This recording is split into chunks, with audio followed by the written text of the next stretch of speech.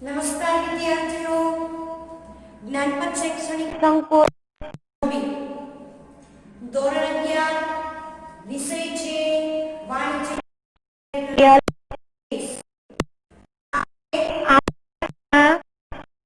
પ્રથમ સત્રાંત પરીક્ષાનું જે આયોજન છે એને ધ્યાનમાં રાખી પાસે આવી ગઈ.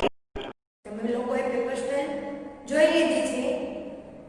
એ પેપર સ્ટાઇલની સમજૂતી મેળવવાની. પહેલા તો વિષયનું નામ યાદ છે એસપીએનસી, એટલે કે વાણિજ્ય પત્ર વ્યવહાર અને સેક્રેટરીયલ પ્રેક્ટિસ. પ્રથમ પરીક્ષાને ધ્યાનમાં રાખી અભ્યાસક્રમ બે વિભાગ, એકમાં 1 થી 5 અને વિભાગ 2 માંથી પ્રકરણ 3 એવી રીતે અભ્યાસ લીધેલ. તો આપણું પેપર 50 ગુણ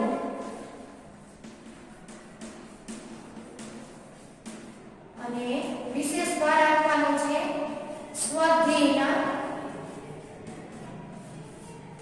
પ્રશ્નોને. એટલે ખ્યાલ આવી ગયો. વિભાગ એ, વિભાગ એમાં એમસીક્યુ પ્રશ્નો છે, એટલે કે વિકલ્પ વાળા પ્રશ્નો. 5 પ્રશ્નો પૂછાશે. 5 પ્રશ્નો, પ્રત્યેક પ્રશ્નનો ગુણ 1, એટલે 5 માં. વિભાગ બી, એક વાક્યના પ્રશ્નો 5, એક પ્રશ્નનો માર્ક 1, એટલે 5 ગુણ્યા. વિભાગ સી, ટૂંકમાં જવાબ આપો, 2 ગુણના પ્રશ્નો 5 હશે, 10 માર્ક. વિભાગ ડી, માગ્યા મુજબ ટૂંકમાં જવાબ આપો, 12 માર્ક. એક પ્રશ્નના 3 ગુણ, તો 4 પ્રશ્નો હશે, એટલે 12 માર્ક એના. મુદ્દાસર જવાબ આપો. હવે એમાં હું તમને સ્પષ્ટતા કરી દઉં. મુદ્દાસરમાં પ્રશ્ન, એક પ્રશ્ન છે બીજા વિભાગના પાઠનો અને એક પ્રશ્ન છે પહેલા વિભાગના પાઠનો. અથવાના પ્રશ્નો હોય તો તમને ખબર છે, વધુ માહિતી માટે તમારે પ્રશ્નની પેપર સ્ટાઇલ સમજવી હોય તો આપણા જે નવનીત છે એ નવનીતની પાછળના લાસ્ટ પ્રશ્ન પેપર, પ્રથમ પરીક્ષાનું પ્રશ્ન પેપર છે એ પેપર સ્ટાઇલ અને આપણી પેપર સ્ટાઇલ સરખી છે. તો આમાં તમારે લખવું હોય તો લખી લેજો કે વિભાગ 2 એક પ્રકરણ 3 માંથી પ્રશ્ન છે, વિભાગ 1 પ્રકરણ 2 માંથી. એટલે પહેલા વિભાગમાં પ્રકરણ 2 માંથી પ્રશ્ન અને બીજા વિભાગમાં પ્રકરણ 3 માંથી પ્રશ્ન. ત્રીજાના અથવામાં ત્રીજાનો જ હોય અથવા બીજાના અથવામાં બીજાનો જ પ્રશ્ન હોઈ શકે. એટલે એટલો અંદાજ આવી ગયો. વિભાગ 1 જેમાં વિસ્તારપૂર્વક લખ્યું છે, તો આપણે અહીંયા થોડો ઘણો ફેરફાર કરેલો છે. પ્રશ્ન નહીં, પણ આપણે આ વિભાગમાં પૂછીશું પત્રો. પત્ર લેખન પૂછશું. પત્ર લેખન એટલા માટે કે બોર્ડની પરીક્ષામાં ધોરણ 12 માં પત્રો પૂછાય છે અને એ પત્ર વિભાગ 1 માં લખવાના હોય છે. 25 ગુણના પત્રો હોય છે, તો અત્યારે પણ આપણે પત્રો પૂછેલા છે 10 ગુણમાં. હવે અહીંયા ચેન્જીસ કરેલો છે કે 2 પત્રો છે, ફરજિયાત 2 લખવાના. હા, પત્રના અથવામાં પ્રશ્ન આપેલો હોય તો એ પણ એ પાઠનો જ હશે. એટલે તો ખબર પડી ગઈ કે 10 ગુણનો ચેપ્ટર 5 છે. પૂછપરછ ચેપ્ટર 5 વિભાગ 1 પત્ર લેખન, એ તો ધ્યાન રહી ગયું. હવે ફરીવાર એમસીક્યુ કેટલા? 5 માર્ક. એક વાક્યના કેટલા? 5 પ્રશ્ન, 5 માર્ક. વાક્ય મુજબ ટૂંકમાં જવાબ આપો, 5 પ્રશ્ન, 10 માર્ક. વાક્ય મુજબ જવાબ આપો, 4 પ્રશ્ન, 12 માર્ક. મુદ્દાસર જવાબ આપો, 2 જ પ્રશ્ન, 1 પ્રશ્નના 8 માર્ક. એ કહી દીધું. જો વિભાગ ઈ અને વિભાગ એફ કયા પ્રશ્નો, એટલે કે કયા પ્રશ્નો પૂછાય નથી કીધું, પણ કયા પાઠમાંથી પ્રશ્ન હશે એટલે પાઠ કહી દીધો. એટલે હવે તમારી એટલું સરળ થઈ ગયું.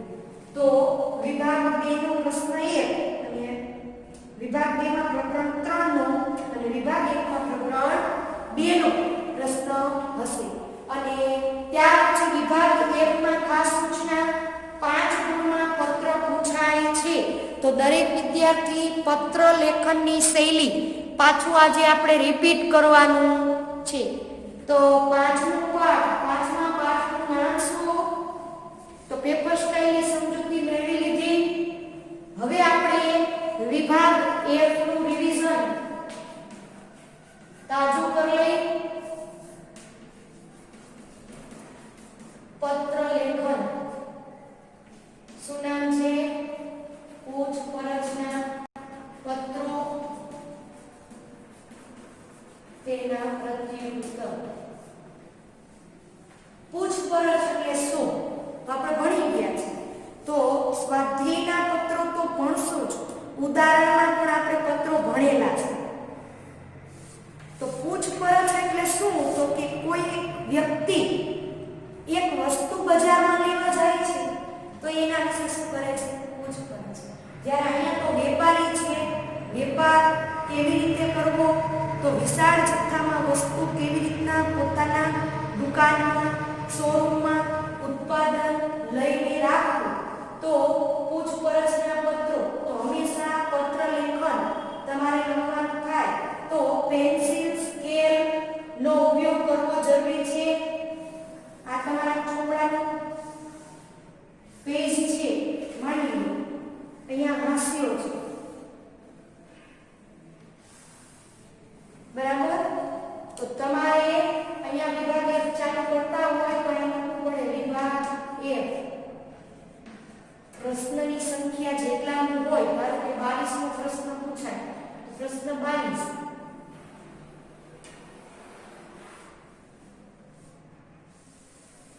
આ રીતના પેન્સિલ સ્કેલનો ઉપયોગ કરવાનો. તો કે અહીંયા પત્ર પૂરો ન થાય તો બાજુના પેજ ઉપર પૂરો કરવો. આ હાસ્ય.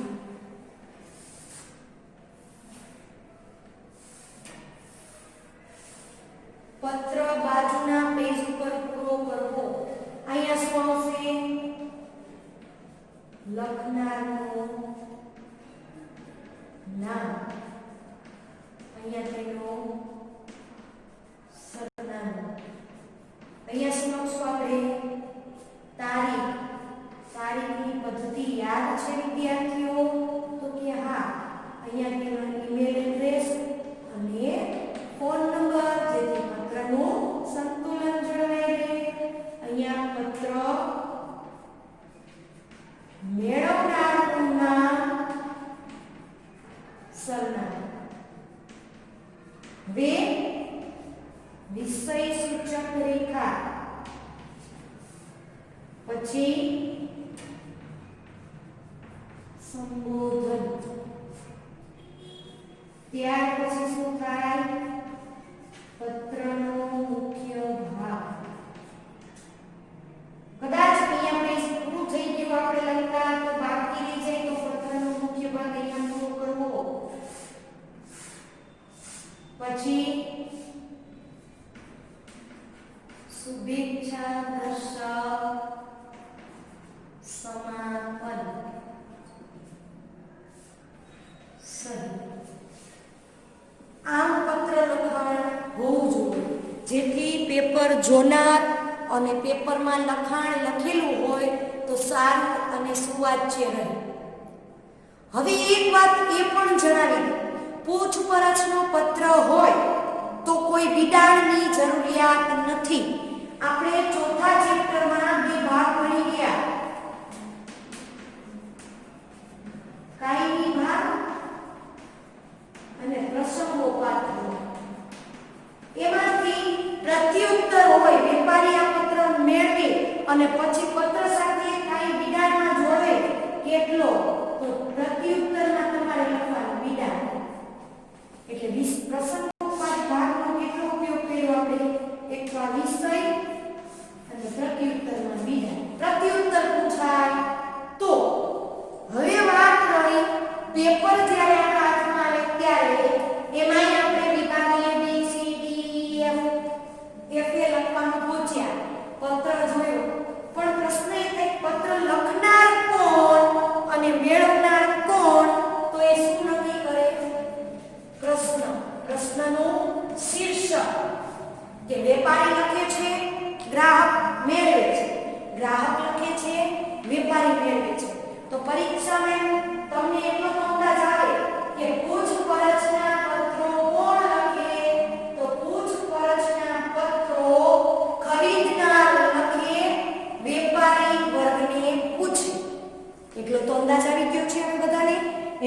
યાદ પણ છે. પણ એવું પૂછે, પૂછપરછના પત્રો પ્રત્યુત્તર કોણ લખે, કોને લખે? વેપારી લખે, ખરીદનાર ગ્રાહક વર્ગને લખે. ખ્યાલ આવી ગયો? પૂછપરછના પત્રો કોણ લખે? ખરીદનાર ગ્રાહક વર્ગ લખે. કોને લખે? કે વેપારી વેચનારને લખે. ત્યાર પછી પૂછપરછના પ્રત્યુત્તરો, પ્રત્યુત્તર કોણ લખે? તો કે વેપારી વેચનાર લખે. તો અહીં સરનામું ચેન્જ થઈ જાય, લખનાર અહીં આવી જાય, મેળવનાર અહીં. એટલે ખાસ શીર્ષક ઉપરથી નક્કી કરવાનું છે કે પત્ર કોણ લખે છે, કોણ મેળવે છે. તો આજે હવે આપણે વિભાગ F કેમ લખવો એ અંદાજ આવી ગયો, સમજૂતી મેળવી લીધી. તો હવે વિભાગ F ને લગતા પ્રશ્નો જોઈ લે. તો કે પ્રશ્ન પૂછાય તો એ પાઠ 5 માંથી જશે. તો કે પૂછપરછના પત્રો અંગે, પૂછપરછના પત્રો કોને કહેવાય? તો કે માલ સામાન ખરીદી બાબતે જરૂરી માહિતી મળવા ફાયદા માટે પૂછપરછ કરવી એને શું કહેવાય? પૂછપરછના પત્ર. પૂછપરછના પત્રને ધ્યાનમાં રાખવાના મુદ્દા તો તમને એટલો તો અંદાજ આવવો જોઈએ ત્યારે પૂછપરછ કરો ત્યારે તમારો પ્રારંભિક પરિચય આપવો જોઈએ કે તમે એને કેમ ઓળખો છો. પ્રાથમિક પરિચય, જાહેરાતમાં એનું નામ સાંભળ્યું હતું એટલે તમે એને લખો છો. કયો માલ સામાન ખરીદવાનો છો એની સ્પષ્ટતા કરી દેવી જોઈએ. ભાવ, તાલ, શરત, વળતર બધું પૂછી લેવું જોઈએ. પછી પૂછપરછના પ્રત્યુત્તર એટલે શું? તો કે વેચનાર વેપારી વર્ગ ગ્રાહકના પૂછાયેલા પ્રશ્નોનો જે વળતો જવાબ આપે એને શું કહેવાય? પૂછપરછના પ્રત્યુત્તર. તો પ્રત્યુત્તર કેવી રીતે લખાવા જોઈએ? પહેલા તો આભાર વ્યક્ત કરવો જોઈએ. આપણા ઉત્પાદન અને આપણી ખરીદીમાં ગ્રાહક વર્ગે રસ દાખવ્યો એ બદલ ખૂબ ખૂબ અભિનંદન પાઠવવા જોઈએ. પછી જેટલી માહિતી માંગેલી છે પૂછપરછના પત્રોમાં એટલી સ્પષ્ટતા કરી અને સ્પષ્ટ વર્ણન કયા માધ્યમથી, કયા વહન ખર્ચથી મોકલશો એ પણ સ્પષ્ટ કરી દેવું જોઈએ. પૂછપરછના પત્રોનું ઉદાહરણ આપેલા છે વિદ્યાર્થીઓ આપણને. તપસ્વી ટ્રેડર્સ કલોલ તરફથી ચાની જથ્થાબંધ ખરીદી માટે ખરીદ વેચાણમાં પૂછપરછ કરતો પત્ર ગુજરાતની ડેપો અમદાવાદને લખો. તો પૂછપરછ શબ્દ આવે એટલે ખબર પડી જાય કે અહીંયા ગ્રાહક લખે છે, વેપારી મેળવે છે. પણ એમ પૂછે કે યોગ્ય ઉત્તર આપો, યોગ્ય પ્રત્યુત્તર આપો, વળતો જવાબ આપો, માહિતીનો જવાબ આપો. તો સમજી જવાનું કે પ્રત્યુત્તર પૂછેલો છે તો વેપારી લખશે, ગ્રાહક મેળવશે. તો લખવાના જે આખું માળખું છે, વાક્યના જે ટોન છે એ સરળ શબ્દમાં, સ્પષ્ટ ભાષામાં માંગેલી માહિતીનો જવાબ આપવાનો. એટલે સ્વાધ્યાયના પ્રશ્નો આપણને આપેલા છે તો એને આપણે જોશું. પ્રખર ઇલેક્ટ્રોનિક્સ મોડાસા ખાતે તમારી દુકાન માટે તમે ટ્યુબલાઇટ ખરીદવા માંગો છો. ગુણવત્તાવાળી અને ભાવની વેપાર શરતો માહિતી મંગાવતો પત્ર પ્રકાશ ઇલેક્ટ્રોનિક મુંબઈને લખો. તો લખનાર કોણ? પ્રખર ઇલેક્ટ્રોનિક. મેળવનાર કોણ? પ્રકાશ ઇલેક્ટ્રોનિક. મોડાસાથી ક્યાં લખાય? મુંબઈ. કોણ લખે? ગ્રાહક. કોણ મેળવે? વેપારી. બીજું છે શિવાજી હાઈસ્કૂલ ધંધુકા પાસે પોતાની શાળામાં સ્ટેશનરીની વિવિધ વસ્તુઓ ખરીદવા ઈચ્છો છો. તો પૂછપરછ કરતો પત્ર સરસ્વતી સ્ટેશનર્સ ભાવનગરને લખો. તો અહીંયા લખનાર કોણ? શિવાજી હાઈસ્કૂલ. એ પણ કોણ? ગ્રાહક તરીકે. મેળવનાર કોણ? સરસ્વતી સ્ટેશનરી ભાવનગર. પછી છે ચટપટા નમકીન સ્ટોર જામનગર તરફથી આપને તાજેતરમાં બજારમાં મુકાયેલ સ્વાદિષ્ટ નમકીન વિશે પૂછપરછ કરતો પત્ર મળ્યો છે. તેના જવાબ રૂપે પત્ર લખવાનો. એટલે નમકીન એટલે ફરસાણ, ખાણીપીણીની વસ્તુ છે, જવાબ આપવાનો છે એટલે આ પ્રત્યુત્તર છે. પછી ચોથો પત્ર છે વિવિધ પ્રકારના ચશ્માની ખરીદી માટે ભાવપત્રક અને અન્ય શરતો મંગાવતા પત્રનો મુદ્દાસર માહિતી આપતો જવાબ લખો. જવાબ આવ્યો, તમે શું કરશો? કયો પત્ર છે? પ્રત્યુત્તર. લક્ષ્મી એજન્સી ભુજ વતી કોમ્પ્યુટરની જથ્થાબંધ ખરીદી માટે હાઈફાઈ ડિજિટલ વર્લ્ડ વડોદરાને પૂછપરછ કરતો પત્ર લખો. શેની ખરીદી થાય છે છોકરાઓ, વિદ્યાર્થીઓ? તો કે કોમ્પ્યુટર. કોની પાસેથી? તો કે હાઈફાઈ ડિજિટલ્સ. તો કોણ મેળવે છે? તો કે લક્ષ્મી ડિજિટલ. તો અહીં લખનાર કોણ છે? તો લક્ષ્મી એજન્સી ભુજથી લખે છે ગ્રાહક, મેળવે છે વડોદરાના વેપારી હાઈફાઈ ડિજિટલ વર્લ્ડ. વિષયમાં લખશો કે જથ્થાબંધ કોમ્પ્યુટરની ખરીદી અંગે પૂછપરછ. ત્યાર પછી હાર્દિક સ્પોર્ટ્સ ડભોઈ તરફથી સ્પર્ધાત્મક કોટેશન અને મહત્તમ વળતર મેળવવા માટેના આપને મળેલા પૂછપરછનો પ્રત્યુત્તર આપો. તો તમને પ્રત્યુત્તર કે છે તો લખનાર કોણ છે એનું આપ્યું નથી, પણ તમને હાર્દિક સ્પોર્ટ્સ ડભોઈથી પૂછપરછ થઈ હતી તો મેળવનારનું સરનામું આપ્યું છે, લખનારનું આપેલું નથી. તો સ્વાધ્યાયના પ્રશ્નો તો છે જ, એ ઉપરાંત ઉદાહરણમાં પાઠ્યપુસ્તકમાં આપણને ઘણા પ્રશ્નો આપેલા છે, પણ પરીક્ષામાં જરૂરી નથી સ્વાધ્યાયને અનુરૂપ પ્રશ્ન હોય પણ વસ્તુ ફેરવી નાખી. સમજાય છે? વસ્તુ ફેરવી નાખી હોય. આપણે ઉદાહરણ ભણ્યા હતા આભૂષણનું, પછી સાયકલના, ઘણા બધા ઉદાહરણો ભણેલા હતા. તો ઉદાહરણને અનુરૂપ પ્રશ્ન પૂછાય તો ફરીવાર પેપર સ્ટાઇલમાં વિભાગ કેટલા? 6 વિભાગ A B C D E F. 6 વિભાગની સમજૂતી, E અને F વિભાગના કયા પાઠના પ્રશ્નો છે એ પણ ખ્યાલ આવી ગયો. પત્ર લેખન કેવી રીતે લખશું એની સમજૂતી મેળવી, F વિભાગ કેવી રીતે લખાવો જોઈએ એની સમજૂતી મેળવેલી છે. પેપર સ્ટાઇલ આપણી પાસે છે, અભ્યાસક્રમ છે, પેપર સ્ટાઇલની સમજૂતી છે, વિભાગ F નું રિવિઝન પણ થઈ ગયું છે. એટલે હવે પરીક્ષાની દ્રષ્ટિએ ઘણું સરળ થઈ ગયું. તો દરેક વિદ્યાર્થી સારી રીતે વાંચન કરશે, અભ્યાસક્રમને ધ્યાનમાં રાખશે, અભ્યાસક્રમ સાથે વાંચન કરતા રહેજો અને જે સ્વાધ્યાયના પ્રશ્નો છે એને સવિશેષ ભાર આપી અને વિશેષ વાંચન કરશું. એના માટે બેસ્ટ ઓફ લક. નમસ્કાર, જય હિન્દ, વંદે માતરમ.